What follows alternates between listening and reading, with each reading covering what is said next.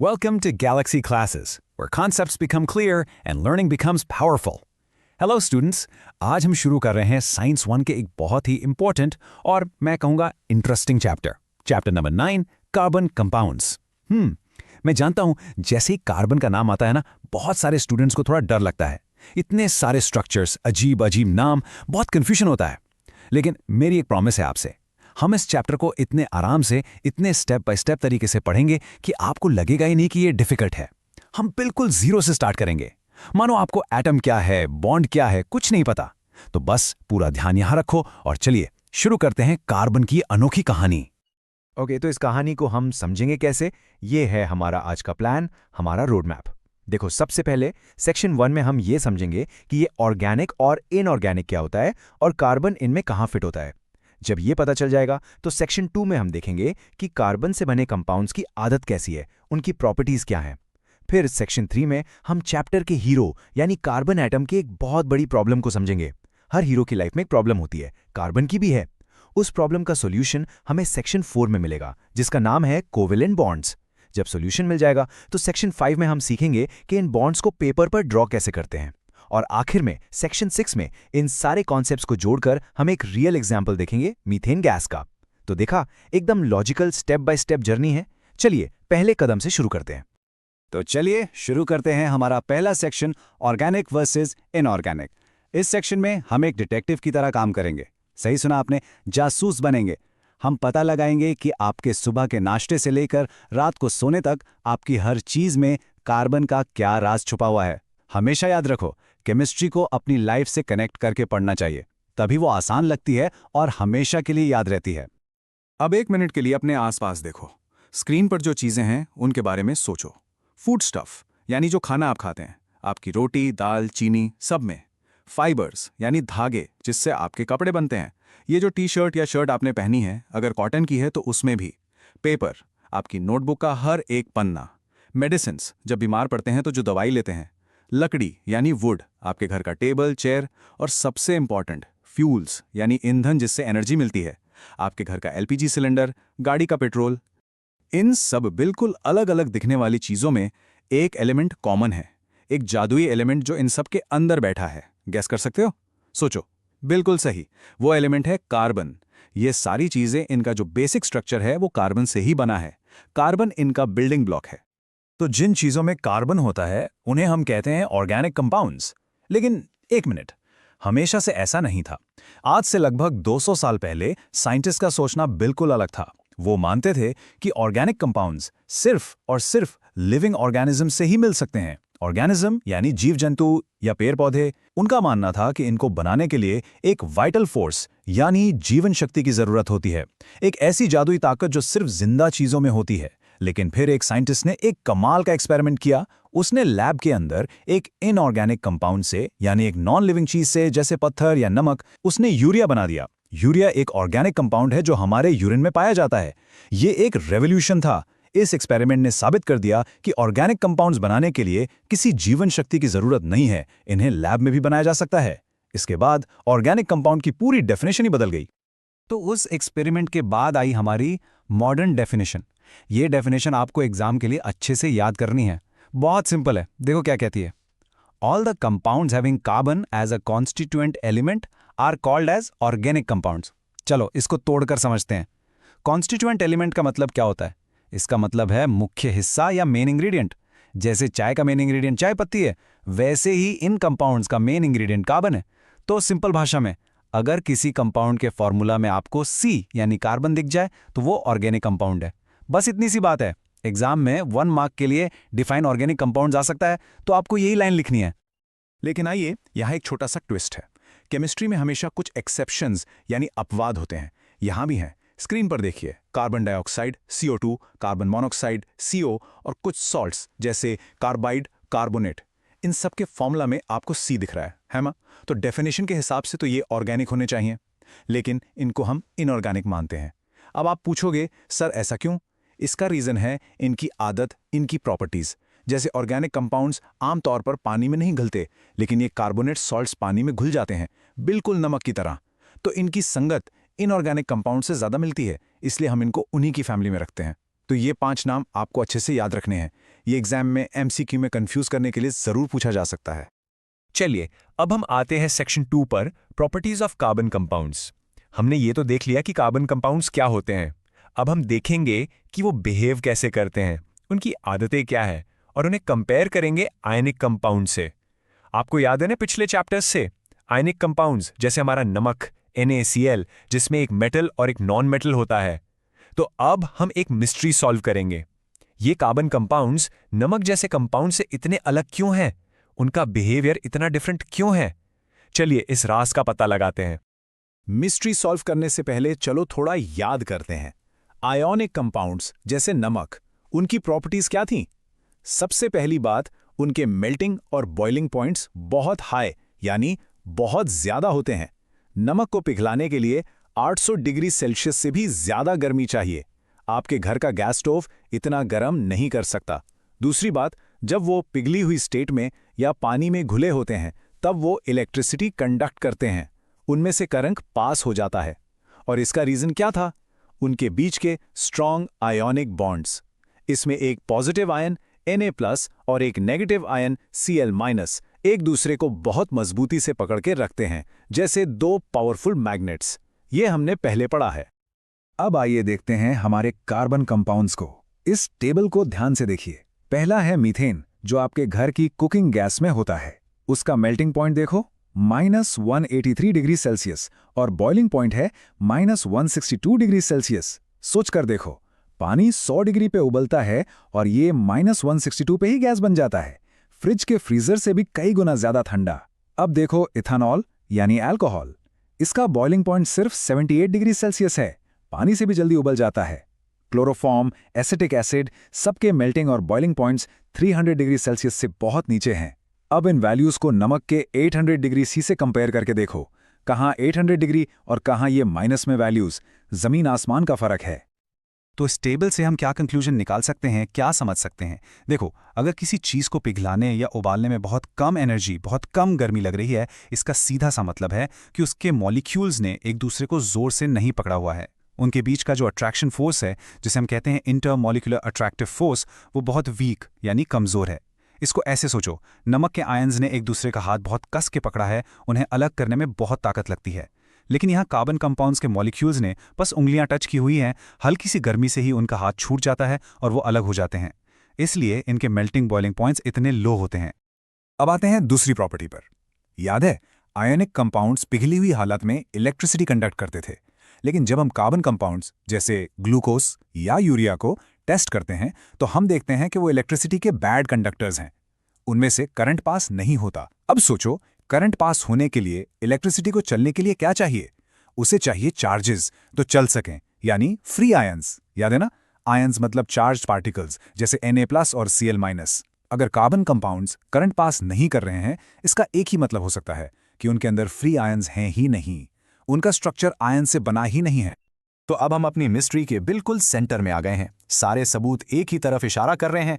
हमारे सामने दो बड़े सवाल हैं। पहला, इनके बीच के फोर्सेस इतने वीक क्यों हैं? और दूसरा, ये आयंस क्यों नहीं बनाते? नमक में Na+ और Cl- आयंस बनते हैं, यहाँ C+ या C- जैसा कुछ क्यों नहीं बनता? इस क्यों का जवाब कार्बन एटम के अंदर ही छुपा है। चलिए आप कार्बन के अंदर झांक कर देखते हैं। तो अब हम आते हैं हमारे सबसे इंपॉर्टेंट सेक्शन पर। Section 3, carbon atoms big problem.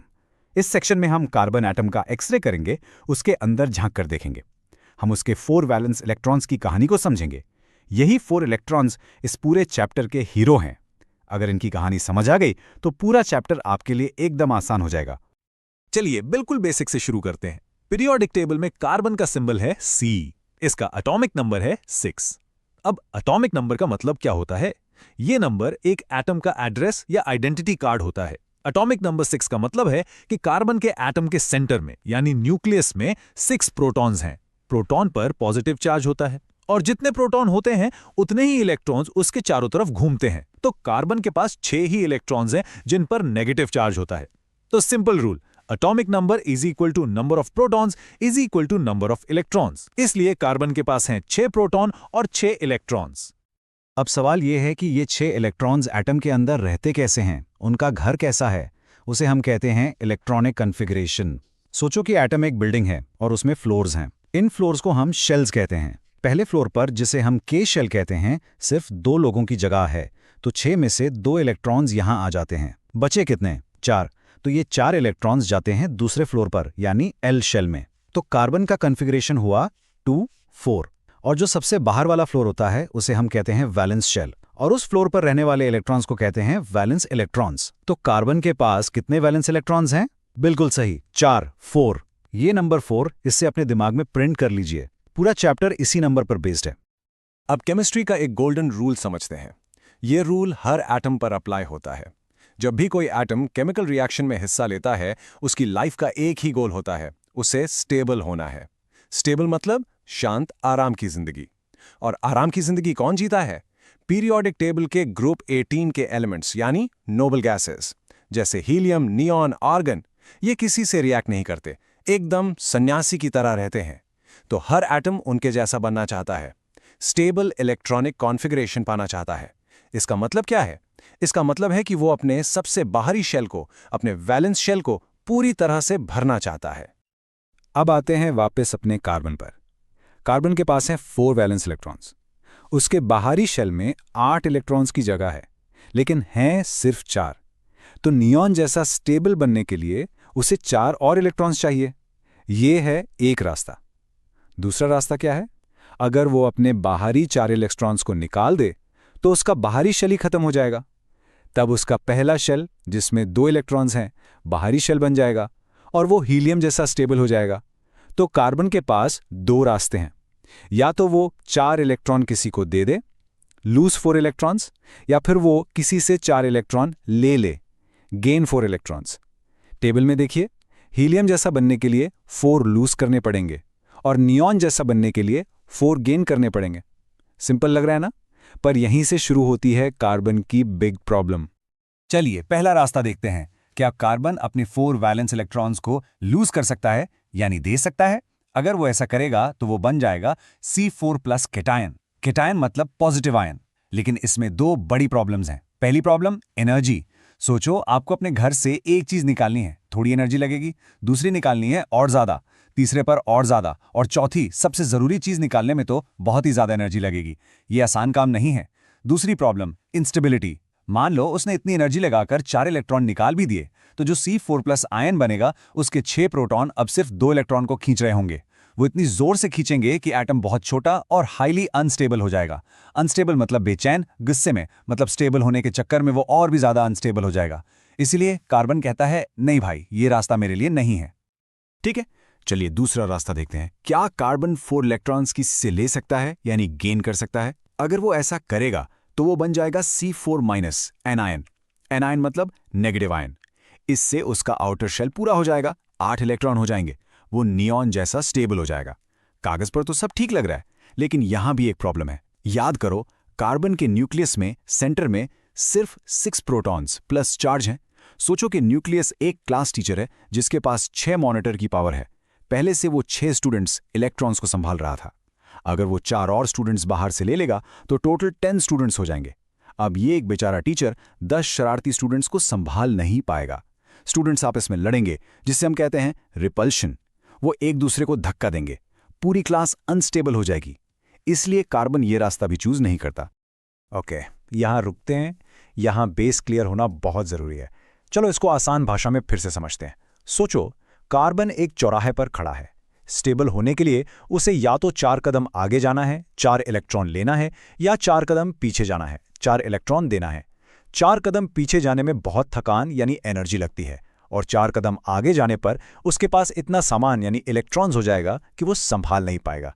तो कार्बन ना 4 इलेक्ट्रॉन दे सकता है ना ले सकता है, वो एकदम बीच में फंस गया है। यही है कार्बन की सबसे बड़ी प्रॉब्लम। सबको क्लियर हुआ ये पॉइंट? तो अब इस प्रॉब्लम का सॉल्यूशन क्या है? सोचो, जब आपके पास कोई चीज एक्स्ट्रा नहीं है देने के लिए और आप किसी से ले भी नहीं सकते, तो आप क्या करते हो? आप करते हो शेयरिंग, दोस्ती। और यहीं से हमें मिलता है कार्बन का स्मार्ट सॉल्यूशन, कोवेलेंट बॉन्ड। इसका फंडा बहुत सिंपल है, ना देना ना लेना, सिर्फ शेयरिंग। चलिए सेक्शन 4 में इस शेयरिंग की कहानी को डिटेल में समझते हैं। इस शेयरिंग के कॉन्सेप्ट को समझने के लिए हम सबसे सिंपल एग्जांपल लेते हैं, हाइड्रोजन का। देखो, एक हाइड्रोजन एटम के पास, बेचारे के पास एक ही इलेक्ट्रॉन होता है, उसको स्टेबल होने के लिए हीलियम जैसा बनने के लिए 2 इलेक्ट्रॉन चाहिए, एक की कमी है। तो ये हाइड्रोजन एटम क्या करता है, वो दूसरे हाइड्रोजन एटम के पास जाता है जिसके पास भी एक ही इलेक्ट्रॉन है। दोनों अपने एक एक इलेक्ट्रॉन को बीच में रखते हैं और एक डील करते हैं। वो कहते हैं, भाई आज से ये 2 इलेक्ट्रॉन तेरे भी हैं और मेरे भी हैं। वो इन इलेक्ट्रॉन्स को शेयर कर लेते हैं। अब देखो, पहले हाइड्रोजन के घेरे में भी 2 इलेक्ट्रॉन आ गए और दूसरे हाइड्रोजन के घेरे में भी 2 इलेक्ट्रॉन आ गए। दोनों का काम हो गया, दोनों स्टेबल हो गए, शेयरिंग से दोनों की जरूरत पूरी हो गई। त से शेयरिंग से जो दोस्ती का बंधन बनता है उसे हम कहते हैं कोवैलेंट बॉन्ड। ये डेफिनेशन एग्जाम के लिए बहुत इंपॉर्टेंट है। A chemical bond formed by sharing of 2 valence electrons between 2 atoms is called a covalent bond. Simple भाषा में जब 2 एटम्स के बीच इलेक्ट्रॉन्स की साझेदारी या शेयरिंग होती है, बिल्कुल वैसे जैसे आप और आपका दोस्त टिफिन शेयर करते हो। आपकी सब्जी वो खा सकता है, उसकी रोटी आप खा सकते हो, दोनों का पेट भर गया। यहां भी शेयरिंग से दोनों एटम्स स्टेबल हो जाते हैं। अब यहां सोचो, क्या किसी ने इलेक्ट्रॉन पूरी तरह से दिया? नहीं। क्या किसी ने लिया? नहीं। तो क्या यहां कोई C+ या C- जैसा आयन बना? बिल्कुल नहीं। और जब आयन्स बने ही नहीं तो क्या ये इलेक्ट्रिसिटी कंडक्ट करेंगे? बिल्कुल नहीं। अब सारे डॉट्स कनेक्ट हो रहे हैं ना? ओके, हमने ये तो समझ लिया कि कोवेलेंट बॉन्ड क्या होता है, पर अब सवाल ये है कि इस शेयरिंग को हम अपनी नोटबुक में पेपर पर कैसे दिखाएंगे। केमिस्ट्स ने इसके लिए एक स्पेशल ड्राइंग लैंग्वेज बनाई है। चलिए आते हैं सेक्शन 5 पर और इस आसान सी लैंग्वेज को सीखते हैं, drawing bonds, dots and lines. Paper bond दिखाने का पहला तरीका है इलेक्ट्रॉन डॉट स्ट्रक्चर। ये बहुत ही सिंपल है। हम एलिमेंट का सिंबल लिखते हैं, जैसे हाइड्रोजन के लिए H, और उसके पास जितने वैलेंस इलेक्ट्रॉन्स हैं उतने डॉट या क्रॉस उसके आसपास बना देते हैं।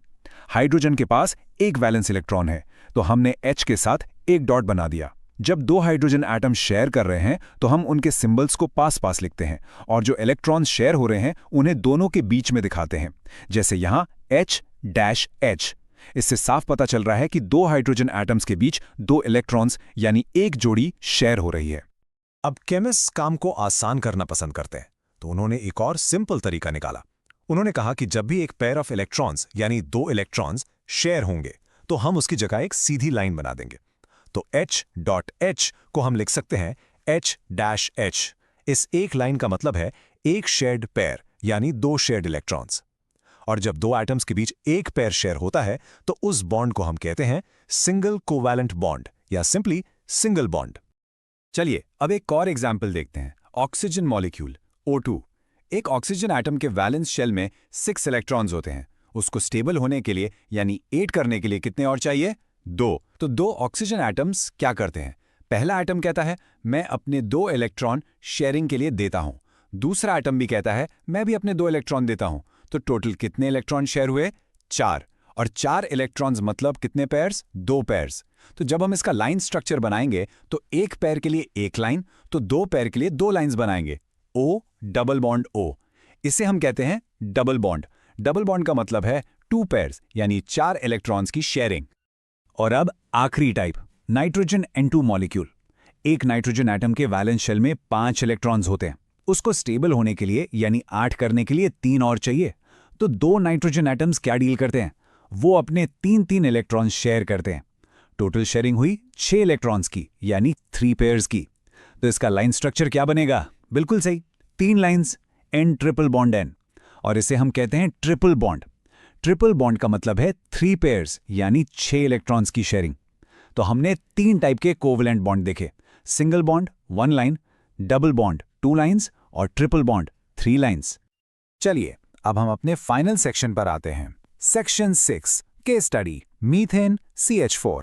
अब तक हमने जो भी सीखा है, कार्बन की problem, valence electrons, sharing, covalent bonds, dot structure, line structure, इन सब पीसेस को जोड़कर हम मीथेन मॉलिक्यूल की पूरी पिक्चर बनाएंगे। तो चलिए मीथेन की पिक्चर बनाते हैं। स्क्रीन पर देखिए, बीच में है हमारा हीरो कार्बन एटम, जिसके पास 4 वैलेंस इलेक्ट्रॉन्स हैं। कार्बन को स्टेबल होने के लिए 4 और इलेक्ट्रॉन्स की शेयरिंग करनी है और उसके पास मदद के लिए आते हैं 4 हाइड्रोजन एटम्स। हर हाइड्रोजन के पास एक वैलेंस इलेक्ट्रॉन है और उसको स्टेबल होने के लिए एक और की शेयरिंग करनी है। ये तो मेड फॉर ईच अदर जैसी सिचुएशन हो गई। कार्बन को 4 की जरूरत है और 4 हाइड्रोजन मिलकर 4 दे सकते हैं। तो कार्बन अपना एक एक इलेक्ट्रॉन चारों हाइड्रोजन के एक एक इलेक्ट्रॉन के साथ शेयर कर लेता है। इस तरह से वो 4 हाइड्रोजन एटम्स के साथ 4 सिंगल बॉन्ड्स बना लेता है। अब चलिए स्टेबिलिटी चेक करते हैं। ये सबसे इंपॉर्टेंट स्टेप है। शेयरिंग के बाद कार्बन के घेरे में देखो, उसके अपने 4 और हर हाइड्रोजन से शेयर किया हुआ 1 यानी 4 और टोटल हो गए 8 वैलेंस इलेक्ट्रॉन्स। कार्बन का ऑक्टेट पूरा हो गया, वो नियॉन जैसा स्टेबल हो गया है। अब हर हाइड्रोजन के घेरे को देखो, उसका अपना 1 और कार्बन से शेयर किया हुआ 1 टोटल हो गए 2 वैलेंस इलेक्ट्रॉन्स। हर हाइड्रोजन का डुप्लेट पूरा हो गया, वो हीलियम जैसा स्टेबल हो गया है। इस अरेंजमेंट में कार्बन भी खुश, चारों हाइड्रोजन भी खुश, एवरीवन इज स्टेबल। यही तो गोल था। अब इस मीथेन मॉलिक्यूल को पेपर पे ड्रॉ करते हैं। लेफ्ट साइड में है इसका इलेक्ट्रॉन डॉट स्ट्रक्चर, बीच में कार्बन, उसके 4 डॉट्स और चारों तरफ हाइड्रोजन, उनके अपने अपने डॉट्स। शेयर्ड पेयर्स को बीच में दिखाया गया है। राइट साइड में है इसका लाइन स्ट्रक्चर। हर शेयर्ड पेयर की जगह हमने एक सिंगल लाइन बना दी है, तो कार्बन और हर हाइड्रोजन के बीच एक सिंगल बॉन्ड है। टोटल कितने सिंगल कोवलेंट बॉन्ड्स हैं मीथेन में? गिनिए, 1, 2, 3, 4। मीथेन में 4 सिंगल कोवलेंट बॉन्ड्स होते हैं। ये दोनों ही तरीके हैं मीथेन को ड्रॉ करने के। लेकिन एक बहुत इंपॉर्टेंट बात याद रखिए, हम जो पेपर पर ड्रॉ करते हैं वो 2D यानी फ्लैट होता है, एक चित्र जैसा। असलियत में मॉलिक्यूल्स 3D होते हैं, उनकी एक प्रॉपर शेप होती है, जैसे एक बॉल या एक बॉक्स की होती है। स्क्रीन पर देखिए, ये हैं मीथेन के 3D मॉडल्स। लेफ्ट वाला है बॉल एंड स्टिक मॉडल। इसमें C और H एटम्स को बॉल से और उनके बीच के बॉन्ड्स को स्टिक से दिखाया गया है। ये हमें मॉलिक्यूल का स्ट्रक्चर समझने में हेल्प करता है। राइट वाला है स्पेस फिलिंग मॉडल। ये दिखाता है कि मॉलिक्यूल स्पेस में, हवा में एक्चुअल में कितनी जगह घेरता है। तो असलियत में मीथेन मॉलिक्यूल फ्लैट नहीं बल्कि एक टेट्राहेड्रल शेप में होता है। इसके बारे में आप हायर क्लासेस में और पढ़ोगे। तो चलिए आज हमने जो भी पढ़ा उसको एक सिंपल स्टोरी की तरह रिकैप करते हैं। स्टेप 1, कार्बन की एक प्रॉब्लम थी। उसके पास 4 वैलेंस इलेक्ट्रॉन्स थे, वो ना उन्हें दे सकता था ना ले सकता था। स्टेप 2, कार्बन ने एक स्मार्ट सोल्यूशन निकाला। उसने अपने 4 इलेक्ट्रॉन्स को शेयर करने का फैसला किया। स्टेप 3, इसका रिजल्ट क्या हुआ? कार्बन 4 मजबूत कोवैलेंट बॉन्ड्स बनाता है, उसकी वैलेंसी 4 है। स्टेप 4, इसका सबसे अच्छा एग्जाम्पल हमने देखा मीथेन CH4 में, जहां कार्बन 4 हाइड्रोजन एटम्स के साथ 4 सिंगल बॉन्ड्स बनाकर स्टेबल हो जाता है। यह है कार्बन के बॉन्ड्स की पूरी कहानी। तो अब मैं आपके लिए एक सवाल छोड़कर जा रहा हूं। सोचिए, क्योंकि कार्बन एक साथ 4 बॉन्ड बना सकता है, क्या आप इमेजिन कर सकते हैं कि वो आपस में जुड़ जुड़कर कितनी लंबी चेन्स, रिंग्स और कॉम्प्लेक्स स्ट्रक्चर्स बना सकता है? यही है कार्बन की सुपर पावर। और इसी सुपर पावर को, कार्बन की वर्सेटिलिटी को, हम एक्सप्लोर करेंगे अपने अगले क्लास में। आई होप आज के सारे फंडामेंटल कॉन्सेप्ट्स आपको क्लियर हो गए होंगे। This lesson was brought to you by Galaxy Classes, created only for study and concept clarity.